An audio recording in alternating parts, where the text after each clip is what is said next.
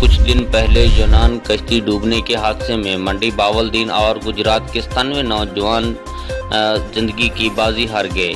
ये वो मजबूर लोग थे जो अपना घर बार छोड़कर परदेश जाकर अपनी जिंदगी का अच्छा मुस्तकबिल बनाना चाहते थे।